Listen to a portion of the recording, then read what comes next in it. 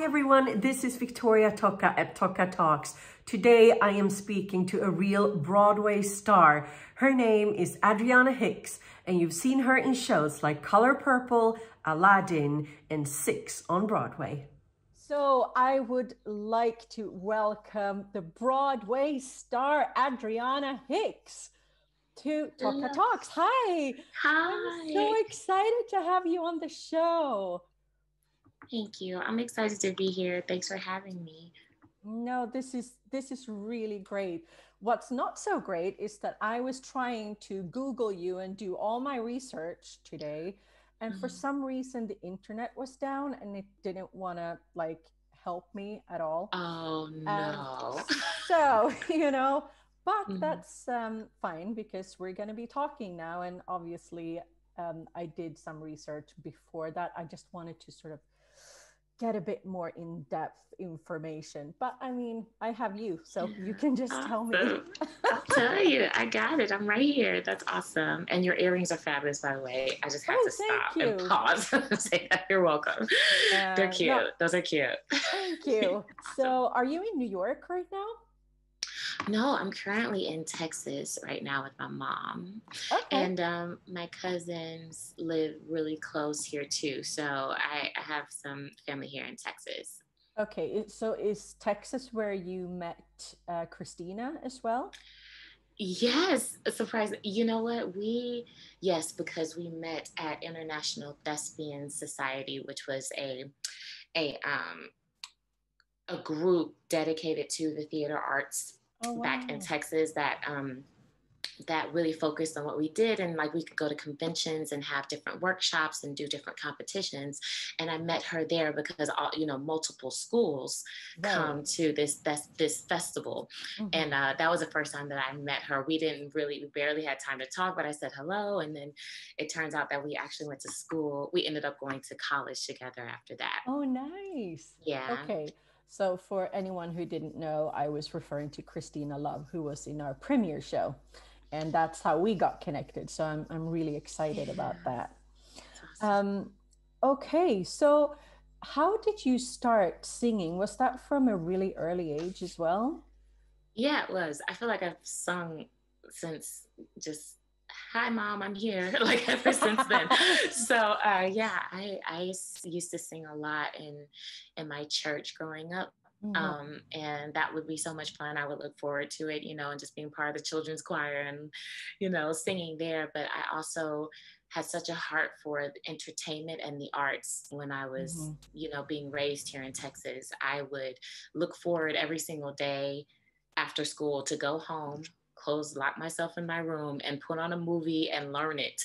I was just, I was very much that child. And whether it be a movie or it be like a concert, definitely was a huge fan of Destiny's Child and Beyonce growing up. Okay. And, my family would always press me, go sing at family reunions, come and sing at our family reunion. They would always press me to perform. So that's just always been in my blood as far as I can remember.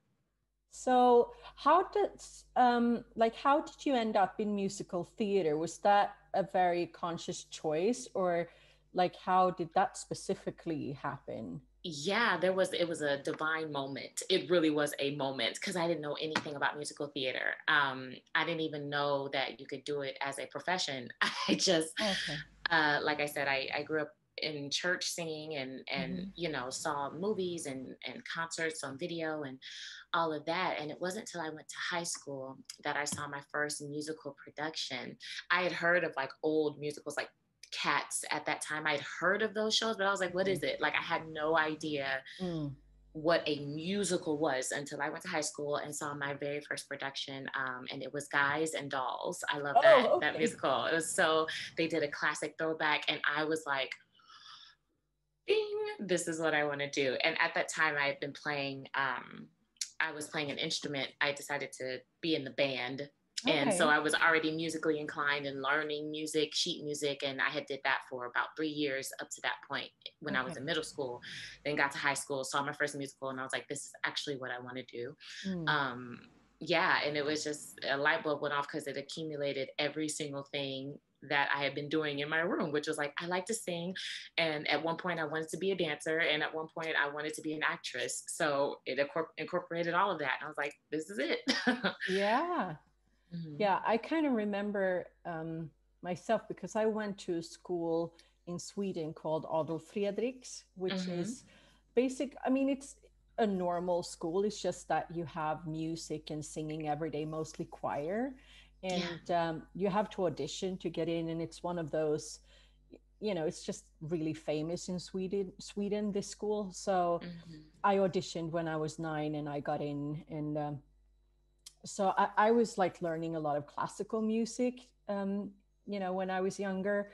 But I also had a moment like, and it was probably late high school as well, when like I had seen musicals and really loved them. Like my first huge moment was seeing Phantom of the Opera in London when I was about 12. And I was like, I am going to play Christine one day. Yeah. Which I actually did. Wonderful. But bravo. Yay. But then I remember taking part in my first musical production in high school. And that's when I really knew that this is something that I absolutely want to do. Yeah. So I guess for a lot of people, there is like one defining moment somehow where you're like, this is it. Yeah, absolutely. And it was fun. It was just very simple and easy. I still didn't know anything about musical theater for a good while. Like it wasn't until I went to college that I started to actually learn. So I didn't have my first voice lesson until I went to college, and learned about musicals. When I went to college, I had no idea. I was very quote unquote green going into this, but I guess sometimes that's good as well, because then you're, like, you're just free and open. Yeah, it's just kind of, and it was just following love. It wasn't following anything else, but just like, I want to do this. There was no extra preconceived notions with it, no fear. It was just, I think I want to do this. And it was that simple. So yeah, I didn't have to have all of the tools or all of the makings in order to get me to where I am today, which that's just my story. It was like, I just started off where I was and followed love, and it kind of led me here, which I'm very thankful for my journey. Yeah. And it sounds like, you're doing really well. So, I mean, sometimes you don't have to know from, being born that this is one specific thing you want to do. I mean, obviously singing was for you, but just sort of, sometimes I feel like people are in such a hurry to find their thing that they forget about the journey of it all. Right. Like, it's a journey. It's not a race to a finish line. The finish line is we die. You know what I mean? Right. It's like, so enjoy the time in between being born and dying, It's absolutely. Yeah. And it's a gift. Like it is, life is process. That's it. It's just process, and learning to be okay with that, and be okay with dying to ego, like dying to, I have to be something for what, it's I think that's the hardest. That's the hardest thing to learn, though. It can be very hard. Yes. And I feel like for me, it took a while. Like I was kind of slow because I wanted everything when I was 20, Yeah, that's totally me too. I totally get it. Yeah. And I talked to Christina about the same thing. Like, you're never as good as you think you are when you're like in your 20s and just starting out, like when you're in school, you are the best at everything. I mean, I wouldn't say I thought I was the best at everything, but I really thought that, going in doing a big leading lady role was going to be easy peasy. You know what I mean? Like you watch shows and you're like, I can totally do that. And then you do it. One, and you're like, oh, yeah. Like, yeah. Okay. Oh, right. Yeah. Yeah. I definitely had that mentality when I was younger because, you're young. I think everyone does. Yeah. Because you're hungry and you're hungry. Supposed to be, Yeah. And I guess that's one of the reasons I want to do this interview show as well. because I think it's so important, especially for the younger new generation coming up to, you know, just maybe listen and learn and understand that this is a marathon. It's not, you know, like the Olympic 100-meter race we're talking about. And so so what was your first job out of college? Like what happened after you finished school? Yeah, after I finished school, I did with Christina actually too. We did a short little summer stock work at our local theater at Lyric Theater in Oklahoma City, and that was a lot of fun. And the three shows from that year was Oliver, Hairspray, and Ragtime that we were a part of. And they also did Chorus Line after that, which was so well done. It was just a fabulous theater to work at. But that was somewhat my last state's job before moving to Oberhausen, Germany. And oh, you were in Germany as well? I was. We both came along together, which was really cool because the school, whenever we had auditions for it, and our professor brought out one of the casting directors from Stage Entertainment, and we got cast in Dirty Dancing. So it was perfect timing because we had also booked jobs at Lyric Theater right before going to Germany to fully audition, and then coming back doing summer stock and learning that we got the job for Dirty Dancing right after that. So, and there were several others of us, like they called back 4 of us from our class. 3 of us went to Germany to audition, and Christina and I ended up actually going. Oh, wow. Yeah. So did you stay in Germany after that as well, or?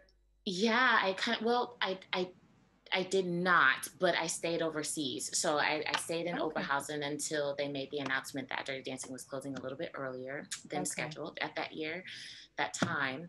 And I thought then I was going back to New York. I called my agent. It was like, hey, so it looks like I'm coming back to New York a little bit sooner than we anticipated because they're closing Dirty Dancing.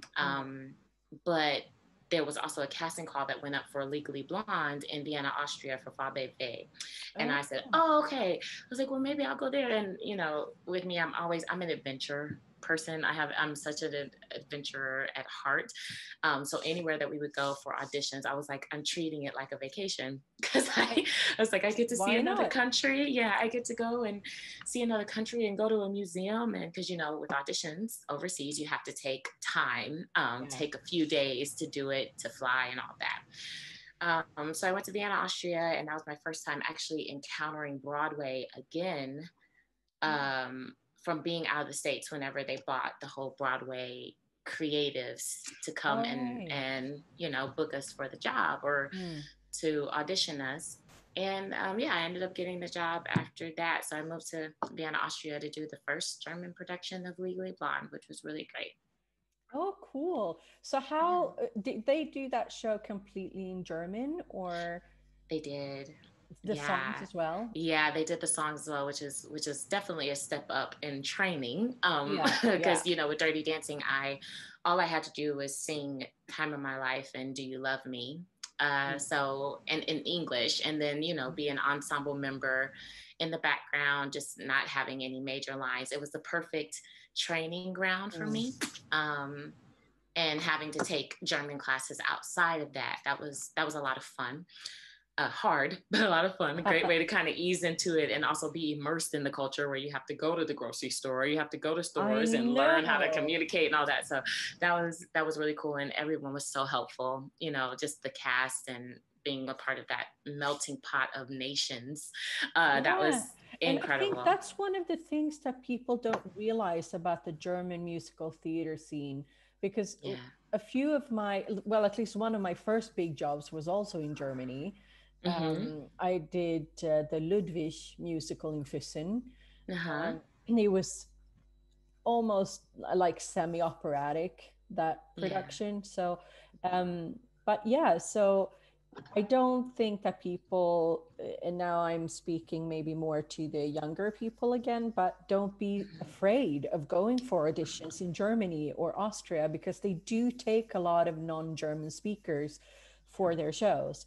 And they do a lot of like really, really big, great productions over there. And as you said, they do a lot of the big like Broadway or West End shows where they bring over the entire team, and you know, so it's really worth going if you want to do like the big productions, because at least Sweden and Scandinavia, I mean, we do some of the really big productions as well, but we're smaller countries, so there are not a lot of them happening. There's maybe like one or two per year in the whole country, or something like that. And so, yeah, Germany is a good place to go and get some experience, I think. And another thing, I mean, I know that on Broadway you do play 8 shows a week, right? Yeah. And they do as well in Germany. In Sweden, I mean, there is not really an audience for 8 shows a week. So I would say like the bigger theaters, they play maybe 5 shows a week. Sometimes, I mean, if it's a real hit, they might play 6 times a week or so. But otherwise, you don't play that much. I mean, I remember doing the 8 shows a week productions and then coming back home and you're like, this is vacation. You know what I mean? Right. Exactly. So, oh yeah. Yeah. The 8 shows a week are really a thing. It's hard. Yeah, it's hard. It's really hard. And especially, you know, when you like sign a 1-year contract to do it. So yeah, it's a thing, but you know, you learn and you kind of grow. But I did love that about Germany. Whenever the summer or, you know, things would change, we go down to 7 shows or 6 shows a week. That was lovely. I wish that system was a part of Broadway, because it's exhaustive at times. It gets exhausting to do that. And I don't think part of me thinks it's like, it's kind of it's not normal, you know, for someone to like constantly having 1 day off a week and then you're moving and then double hits on Saturday and Sunday. It's a big sacrifice. It's a big commitment. And I think what this time has kind of showed us is just like learning how to manage your mental headspace while literally doing nothing and coming to a halt. That's so important for when, you know, we start back up again, because it's a thing. It's a thing. I'm very honored to be a part of that struggle, but at the same time, it still is it's hard. It's hard. Yeah, because it's a big difference, I guess, between the system in Germany and the system in America, because my experience as well in Germany is that, you know, you have paid vacation, you have all these things. We have it in Sweden as well. You know, I guess some Americans would think of it as very socialist and scary, but it keeps you, you know, sane. Yes. You know, I'm right here 100% with you. Yeah, that's important. We need it. I know my brother's job, where he works with his corporation, they're really cool, because they, especially during this time, they've added like every week they get an extra day off. Like, so they get the weekends, but they get an added day every week to take time for themselves. And that's just a part of their company policy, which I was like, that's brilliant, because now you have people who are fully functioning human beings to make your company great. And it's the same thing that goes for musical theater. You know, it is a money machine. It is a business in its very unique form. And sometimes it's hard to kind of differentiate between business and like fun, because, you know, we're called to do something that like they're pulling on people who that was their dream as a kid, or that's very universal. You know, it's like, I want to be a superstar. It's that sort of type of stigma and mentality. So you're pulling on that because it's very pure and honest. But there comes a point in this business you realize, oh, this is a business, and I've only signed up to do what I signed up to do on a contract, which is you know. And I feel like that's I wouldn't say it's a struggle, but it's because I now also produce bigger shows, which is really, really fun, by the way. And I think at this point in my life, I'm almost enjoying that more than being on stage myself. I mean, I still love to sing and act, but I do enjoy producing just because it's so creative. It's like really fun to put all the pieces of the puzzle together and like do the whole thing. Yeah. And I that's love when that I, too.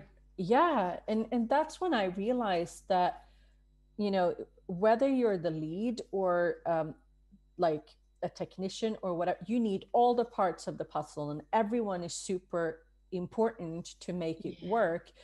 And I kind of wish that, because whether they talk about it or not in school, I think that's a big part that you should sort of be forced to learn already in school. I know Christina talked about your university where you were like had to do both like dressing and costume making and all kinds of things. And I think that's definitely something that should be more implemented in the Swedish musical theater education system as well, because I mean, I sound like a horrible person now, but I was so like focused on, you know, what I wanted to do on stage and, you know, like me and what I, not when I was in the production, because then it's a collaboration and you understand that. But, you know, like just as a whole, I think I probably thought that I was way more important than, you know, I was. And now being on the other side of the table, you do realize that everyone can be switched out at any point in time because they have to be. Otherwise, you know, you're putting yourself up as for a big risk as a producer if you're dependent on one particular person, for example, which you can be if it's a name. But I don't know why I went off on this whole rant now. That's okay, because we were just talking about the ins and outs of the field. It's a business. Yeah, and I think that's something that's really important to understand. But where I'm sometimes struggling is that I do know what it's like being the artist as well. So I have a hard time, you know, like putting my foot down to performers, for example, because I know what they're going through. Like I can't be the asshole producer here. You know what I mean? Like, yeah, I totally get it. I understand that. I'm sure that's tension with that. Yeah, sometimes. But yeah, I also think it's really good because I do feel like the people that I've worked with are usually very happy because I do know what it's like to be the performer as well. Yeah. So I don't know how it's all going to go in the end. I mean, right now we don't even know if we're going to be up and running anytime soon or not. But I choose to see it as an advantage that I've done, you know, like the performing side of things as well. But it's fun to hear that you're thinking of like producing as well. Is that something you see yourself doing in the future, or have you already tried it? Yeah, absolutely. I have not tried it yet. I don't know anything about it, but based off of my experiences within the Broadway system and community and seeing, okay, what was presented to me with producers from various shows, you know, from Aladdin to, or from Color Purple to Aladdin to this show, you can tell the difference, you know, between like different attitudes of different producers. Not saying that they were bad, but their way of doing things, like it can be very different between each show. You know, it really, the method of doing things. And there were some things. Do you have any examples? I mean, without like, we don't want to say anything bad about people, but I'm just interested sort of in knowing what some of those differences might be. Sure. Yeah. And you know, not downing anyone or anything like that. It's not even about that. But I mean, you know, from going from a production like Color Purple to going to a Disney production, there are huge differences because you have Disney, who has been a a overall producing company for various things, various forms of entertainment. So it's a different type of well-oiled machine. Whereas you have that I had that with Color Purple and with Six, which is, they're great, but you see the difference between like the different types of relationships that are developed because of a longer running production company versus like, you know, you have these companies that have been a part of the Broadway scene, and that's what they do. It's Broadway, whereas like Disney, it's like, it's Broadway and this, you know, Broadway and so many other things. So learning the differences between like how their maybe their experiences with branching out in different fields of entertainment for Disney, how it benefits the branch of Broadway because of that, you know, and the way that they treat their actors, you know, like, and the way that they set up, you know, just events and making sure that the actor is seen and heard and known. Definitely not saying that is not what Color Purple or Six has done, because they've definitely done that, but in their own way. It's just a different, you learn and glean different mindsets or ways of doing things from each show, and they varied amongst all three. It's like Six was different than Color Purple, and you know, the Color Purple or Aladdin was different than Six. Like it's just, they're all different amongst themselves. But then you hear other stories of like different shows that were produced only to shut down, or shows that are produced and they're not necessarily selling very well, but they somehow go longer than some of the other hit shows. And you're like, how does that work? It's a thing. So again, like, I don't know, you know, specificity. It's not even about like who's better, who's worse, or like what I've learned from the bad things. It's not even about that, but it's just like, okay, there's a system here that I'm very curious about, because you feel it, that it's different in each show. And I know I have my ideas of how I would be a producer or what that means, but you know, at the end of the day, I would love to learn as my career advances, and you know, who knows if I want to retire from doing musical theater one day, but or just perform in a different genre of entertainment.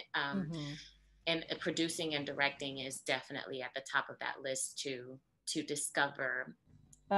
Before I get in, like, I've learned producing by doing it. Like, I have no education. I'm just, you know, it's trial and error and learning by doing and all that kind of stuff. But I think when it comes to directing, I would probably want to be like an assistant director first, and just follow someone and see what they do and how they do it. But I'm not sure if that's what I want to do. I'm excited for the people who are, because I feel like that's just a different skill set somehow.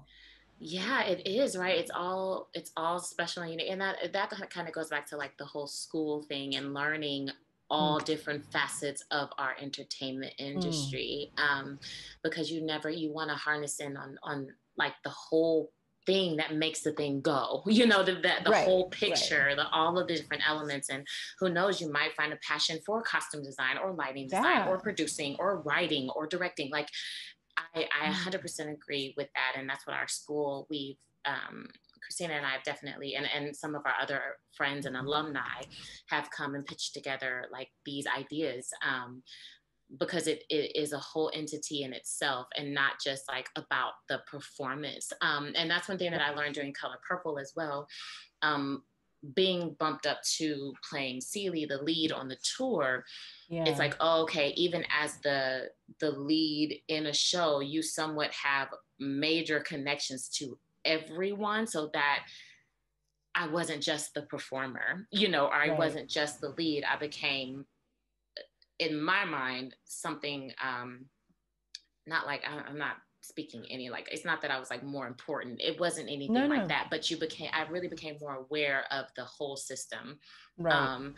And how every person is really needed. I always knew that, but really understood that when I played the lead, and how I had more direct connection to the producer, more direct connection to the director, more direct connections to the lighting designer, because you're on stage more direct connection to the people who have to cover you, and the costume designers, because you are solely by yourself in your dressing room. So it puts you in a position where you see every element, while being somewhat your own thing because you are the lead. It's like, it's this weird placement, but it's a beautiful one because you have from that set of authority or having to lead a show, you have more of an insight to like, oh, the voices of everybody in the department within the construct of being a performer in the show.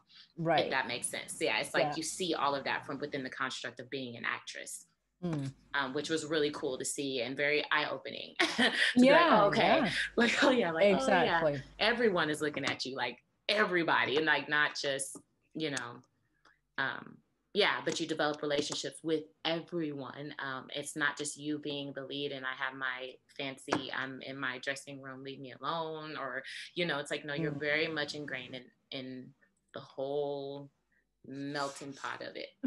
yeah, definitely. The one thing that I realized playing in Phantom, for example, though, was I felt like there was so many people involved, but I was mainly on stage with Raoul and Phantom most of the time. So that's the people I saw. Like, it was weird because every time I went on stage, I met the ensemble coming off. You know what I mean? I was like, hi guys. And sometimes I felt like I hadn't seen them until, you know, the curtain call, basically. And you're like, oh, hi guys, you were here too today.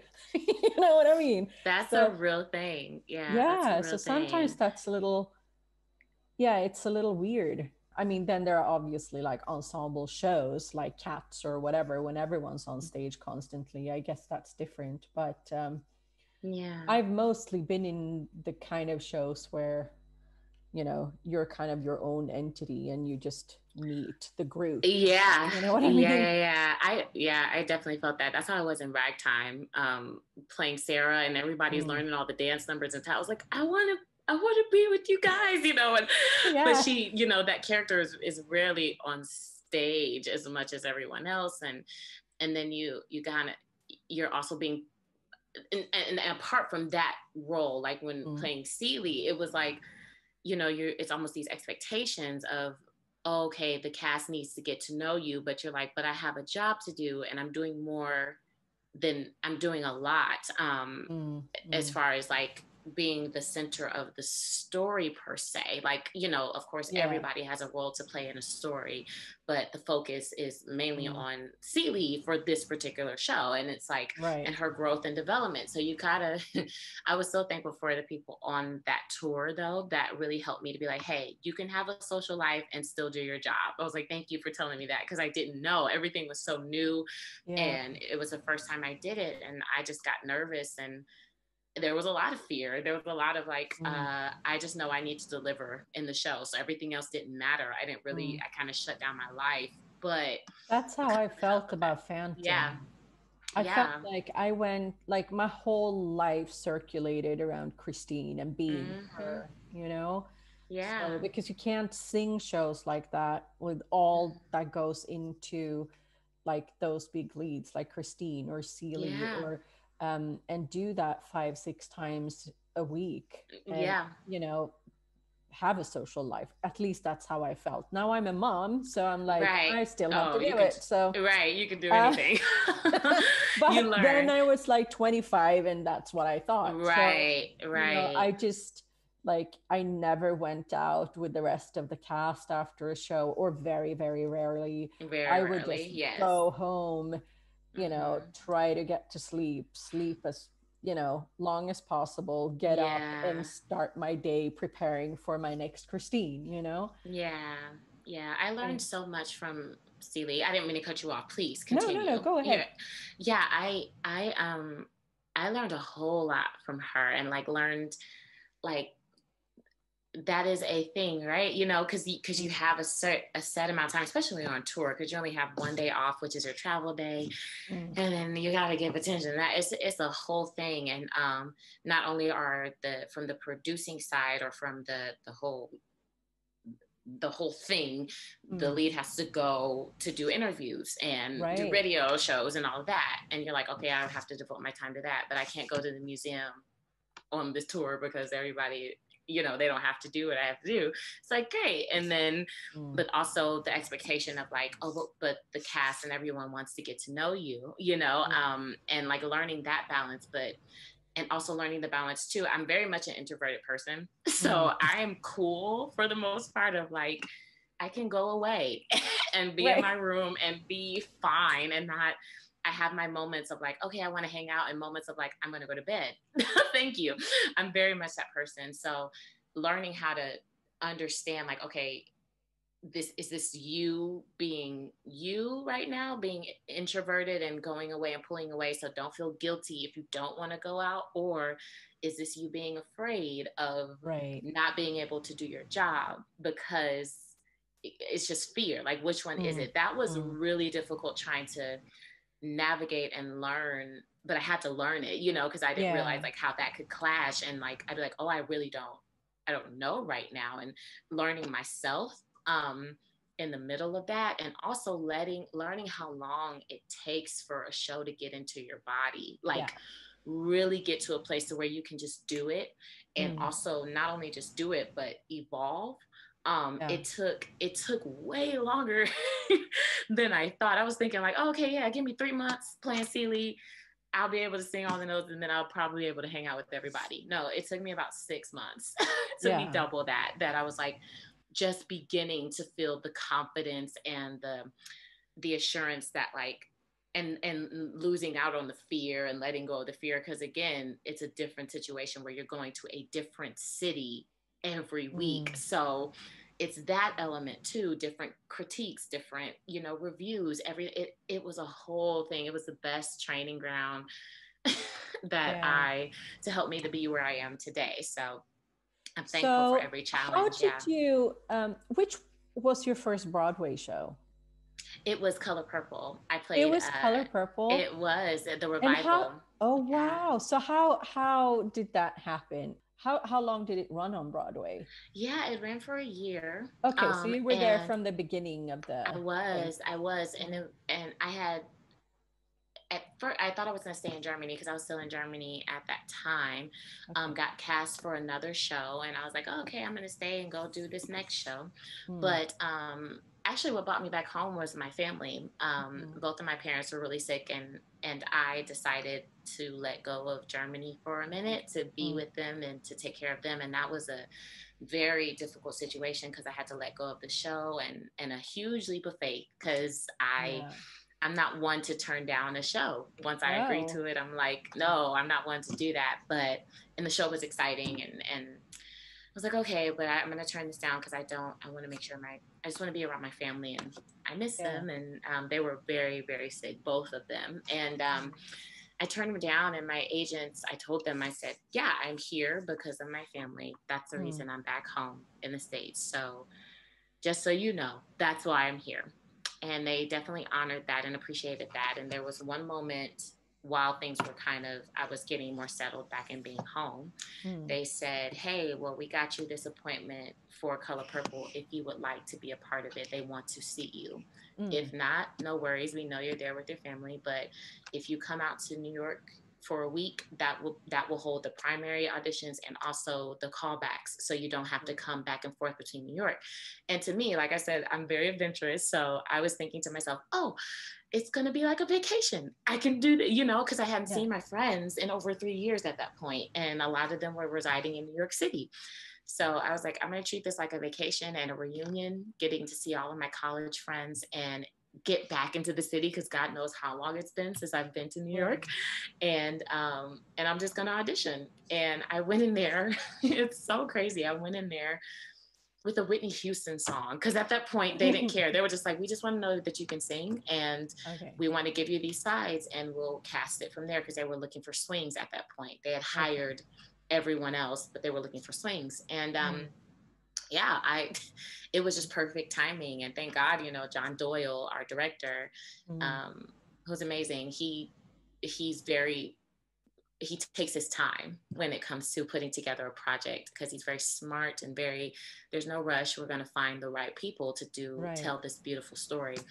And I was amongst the last wave of those people and got the job the day after I came home. So that's how Broadway came into my life, in a very mixed roller coaster of emotions at that time, with dealing with my parents. Yeah. Because I mean, it's hard to imagine from another country, because for us, you know, Broadway is it's the mothership.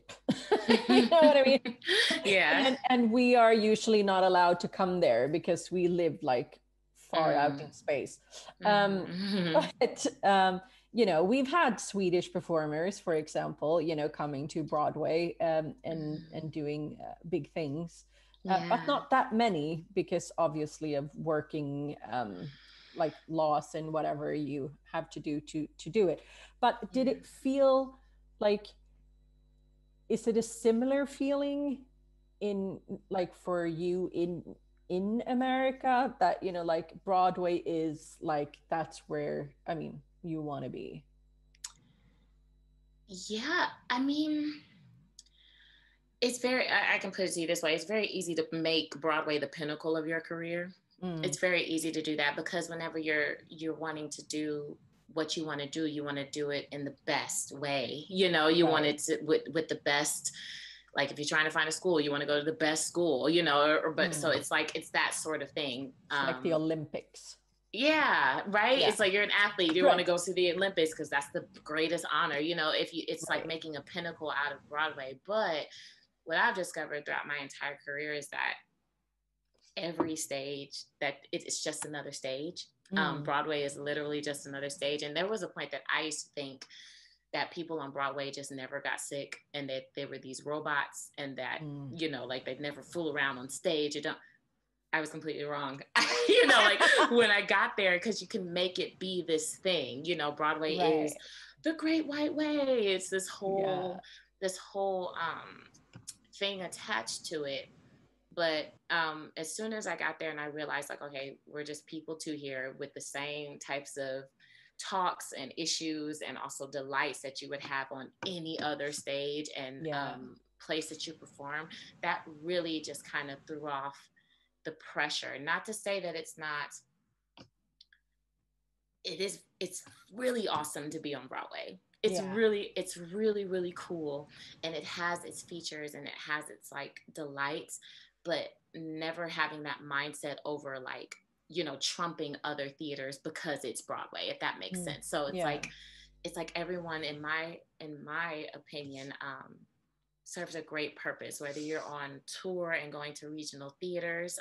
Because honestly, some of the theaters that I saw on tour were way more beautiful and more extravagant than the theaters that I performed in New York City. Because you get there and you're like, oh, wow, you're walking on history, because it's older buildings, you know, it's not as fancy, and they're smaller, and you have small dressing rooms, you know, it's like that type of reality check. But then it's the hype of like, oh, everybody goes to Broadway to see a show. It's that sort of mix that keeps you humble, that keeps you like, oh man, like, that's right, it's just another stage. But it has an honor of just like the history that was embedded in it, and the people that are set foot on these stages, that makes it this amazing thing. But also understanding that working in regional theater and working in theater outside of Broadway is just as important, because what we're doing is about the art. It's not about the things that we can really make it to be about. And I really had to learn that, or I just really, my mindset on that has totally changed from when I started doing musical theater till now. It's like, no, the art is in the spotlight, not the name or all this stuff that kind of comes with this this field, because it's hard. I mean, people don't see what they don't see the work, the blood, sweat, and the tears that happen in order for you to think that Broadway is just the end all be all. You know, it's like people really don't see that side of it. But my attitude towards it is like, look, guys, the art is so important, and we're spreading love to like audiences. Do you realize we we sing and perform to thousands of people every single night.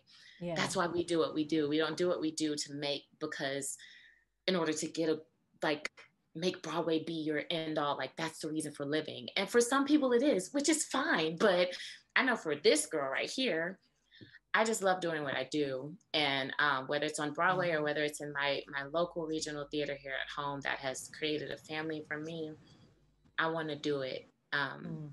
Yeah, and I appreciate both of them, you know. Yeah. So after doing Color Purple on Broadway, did you go straight on tour with Color Purple then? No, I didn't. I had a few months. Color Purple didn't start to the end of that year. So we closed Color Purple in January 2018. Then the tour didn't start until September of that year.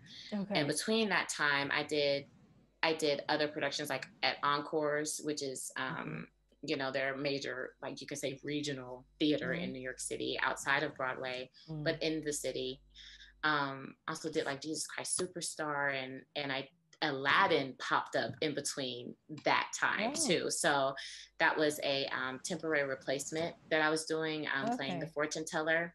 And that was my second Broadway credit. That's how that came in right before I started the tour for Seeley. Okay. So what, were you like first cast Seeley on the tour? I was. And how did that talk us through how this happened?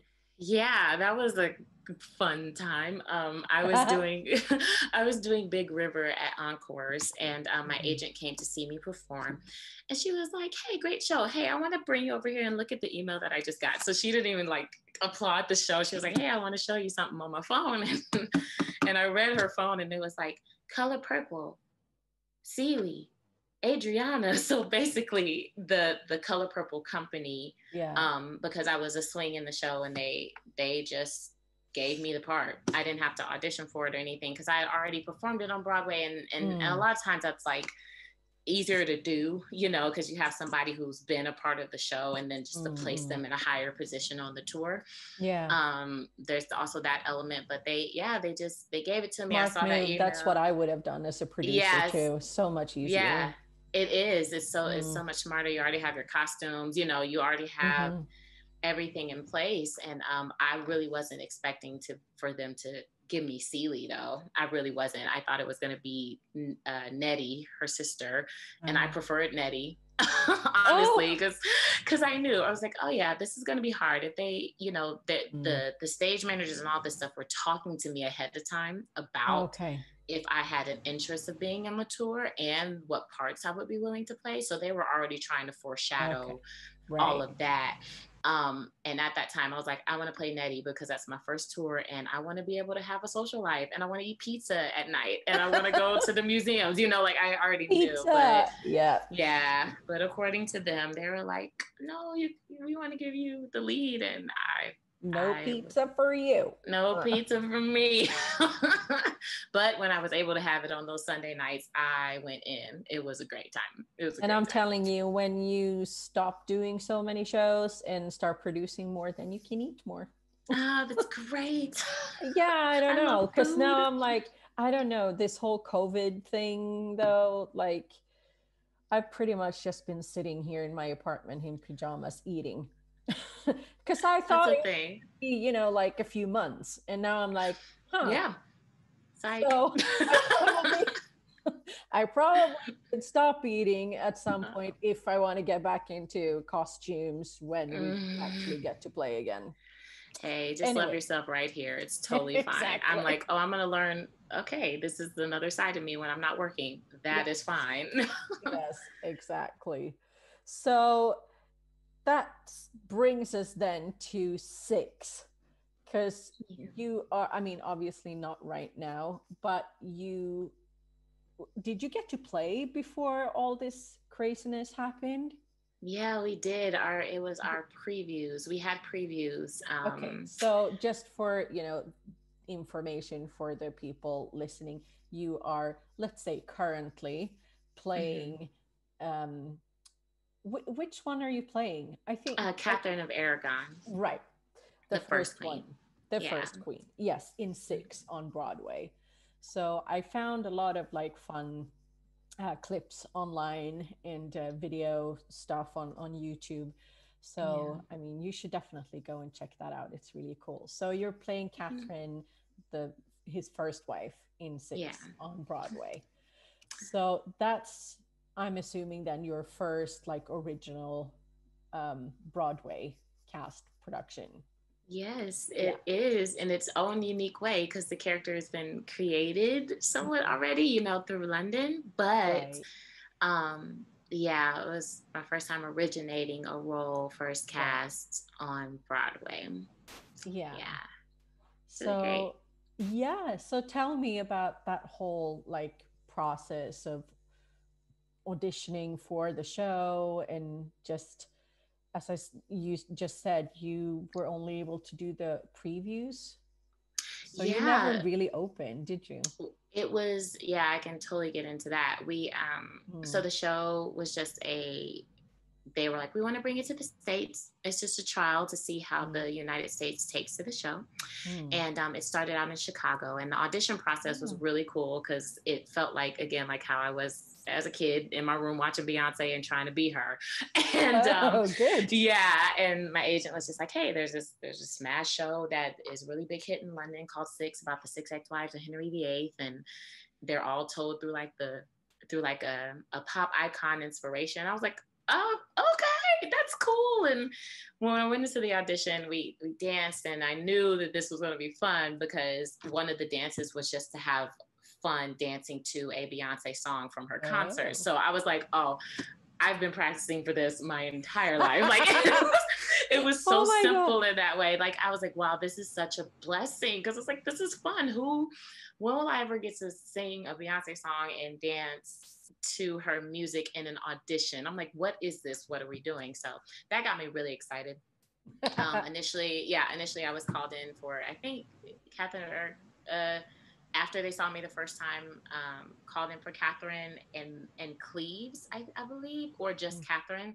And then when I went to Chicago for the finals, it was Catherine, Cleves, and Seymour. So I had to perform all three of those queens, which was really fun because I like all three of those. And in the audition in Chicago, the final callback, because it was women from Canada, Chicago, and New York City. They bought 6 of us from New York, and the rest were from Chicago and Canada. It was like we were at an open call for being a dancer at Beyonce's concert or Rihanna's concert or something. It was so much fun. You had girls in there with tutus and crowns and cat ears, and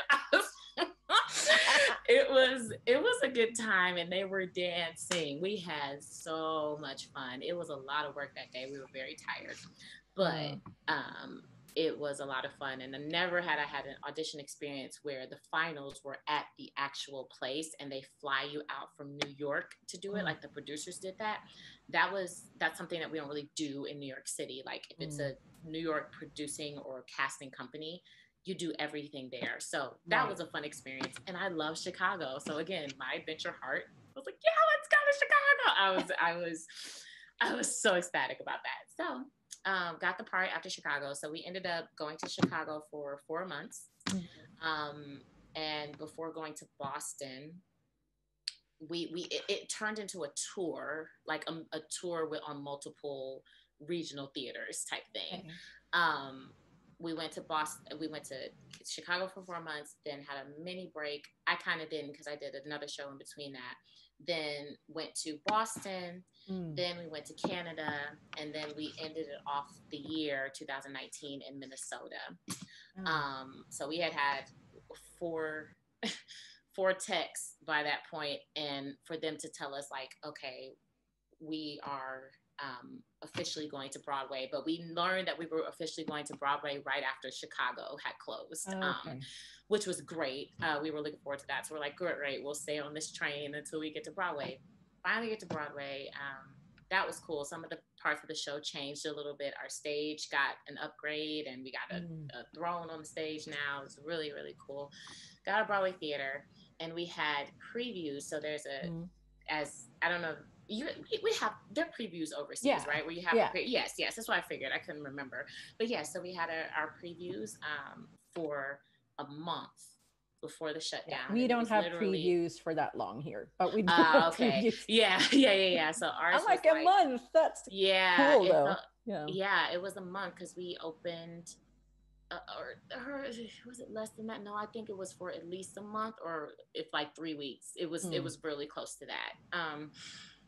Yeah, we had that, and it was 2 to 3 hours before our opening night, or before our curtain, and that's when the shutdown happened. So I was getting up in the morning, prepping with my friend downtown, and first thing I know, it was like my makeup artist calling me. It's like, hey, I heard that COVID was at your theater. I have kids with asthma. Don't know if I'm going to be your makeup artist tonight for your opening. I said, that's fine.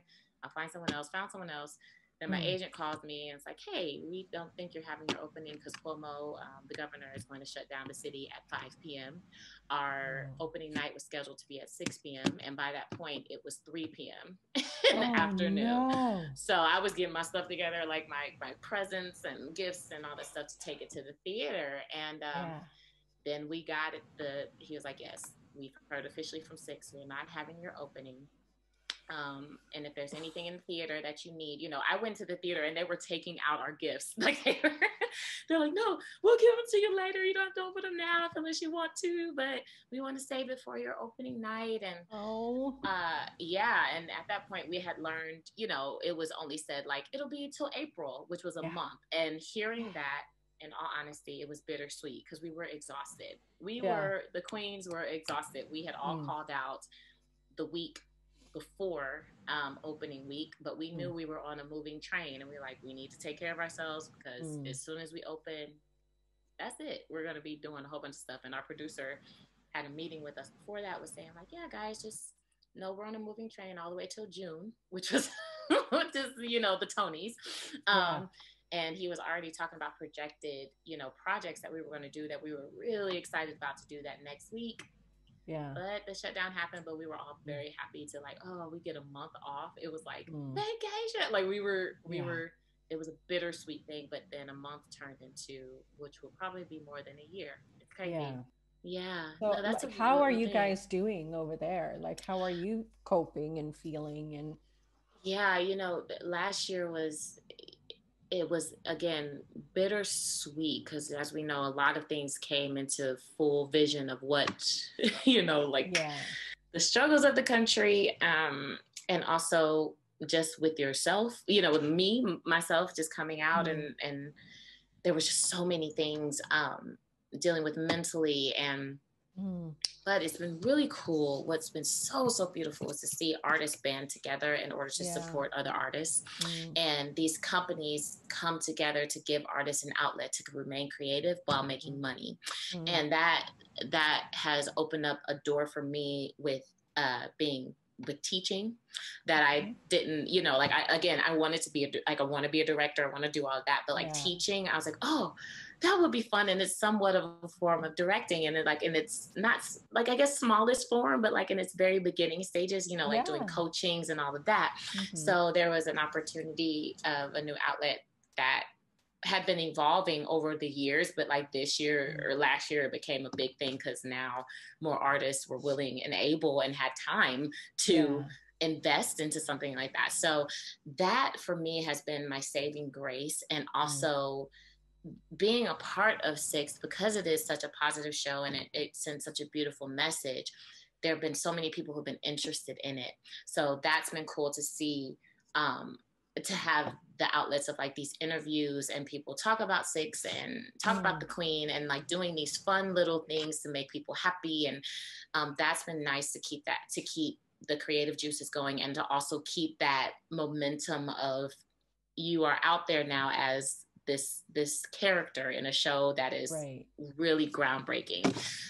Doing that, and also there is this local theater that's here in Fort Worth that I always called them my sanctuary, because when my parents were sick, I was transitioning from Germany to America before Color Purple happened. They were the theater that like took me in. They were like, hey, Adrianna, we want you to be in the show. You don't have to audition. And I was like, yes, I want to do it. Because I was going back and forth between like the hospital with my dad and my mom. Like it was a whole thing, but they met me in the middle and they were like, we want to give you a job and just do it. And I had so much fun. And it was a hard time, just like this time around. So last year I got to do a very social distanced cabaret with them. And I got to do 2 of those with them last time, this last year, and get paid for it and to perform again. That's fantastic. It's just been such a blessing. I can't even begin to, describe. As hard as last year was, it was really cool to get to still be involved and to also see people's hearts towards the community and trying to make it work. It was such a delight to see my friends on television with like the Broadway specials that they had one night on Broadway to give them money, and the Macy's Day Parade, it's cool to see these projects come together to like keep the arts alive. And I even have friends, my roommate, she produced a show with one of her friends for over 20 years, and she was like, I want you to be a part of it. So I've done musicals, online musicals, that I was like, what is this world, and was just recently a part of Ratatouille, the TikTok musical. Didn't know what it was until I saw it, and I was like, oh, this is a big thing. Okay, cool. Like, that's the story of my life. I'm so like, I don't know what's happening. Oh, the Pope is in the room. Okay, who is that? Like, I'm such that type of mentality. I don't really, when it comes to certain social media, I have no idea. Like my daughter understands TikTok. I have no idea what it is, but I'm old, so. You're not old, but I totally get it. You're just like, no, I'm seasoned and I don't know what. Thank you. I'm getting old. Trust me. My daughter is like, she thinks I'm the cringiest person on the planet, probably. So that's so funny. Like it's been really cool to be a part of so much. And then you're auditioning for film and television. Like that's another way to, learn your skills and also I read about I had like my memory, like name recollection is just horrible, but there is like a television producer or director or whatnot that is now hiring a lot of like Broadway people, I read. I heard. I saw this article. It's been going around. This I don't know if it's the producing company or the casting company for CSI, a television show that's here in the States, and their aim has been to hire previous Broadway performers, and it's been really cool. Nice though. So I was wondering if you would like to also say something, to the younger generation of musical theater people, maybe especially the ones who are struggling now because they graduated into COVID and or are in school now and see like no future for our business, or if you have any advice in general or just something that you would like to say to them. I want to say to the younger generation who has gone through such a traumatic, hard, tension-filled time with COVID, that you are heroes. You are truly super beings to go through that and to give up your senior year or give up everything for the sake of something that we all didn't plan to happen. But with that being said, you're very strong and you are literally paving the way for the future, and everything will be returned back to you. What you thought you lost, it will be given back once things really get in order, and now you have a different understanding because you've been equipped to go into the world when it was very, very hard, and that is not in vain. And I would say too that that your process is your process, your journey is your journey, and it's meant to be loved, whatever it is, and you are meant to love yourself throughout the entirety of that journey, because no one else will really love you like you and God, like really loving yourself throughout your entire process, and knowing that what you do is not in vain. that life is process. That's it. There's no means to an end. There is no destination. So enjoy every single moment. Yeah, that's what I would say. Oh, thank you. I am so excited and happy that you wanted to be part of this and talk to me. I'm wishing you all the best of luck with Six. I hope that you get to play very soon, that we all get to play again very soon and get back on stage and do what we were meant to do. And I mean, as soon as you're up and running and I'm allowed to travel, I will try to come and see you, because I can't wait to see this show live and meet you. And thank you so much. You too, Victoria. Thank you. This was fun. I really appreciate you, and so lovely to meet you. And I wish you everything as well during this new year. Enjoy it all. I pray that you learn new things in this position, and that it just evolves you more than you ever thought it would, which I think it is. It's really great to see what you're doing. So, yeah. Thank you. You're welcome. All right. Well, take care.